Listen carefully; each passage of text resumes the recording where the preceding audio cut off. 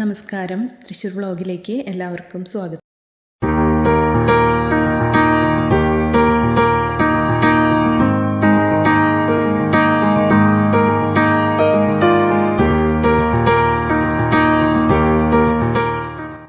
നമ്മളിന്ന് പരിചയപ്പെടുത്തുന്നത് 22 സെൻറ്റ് വരുന്ന പ്രോപ്പർട്ടിയാണ്.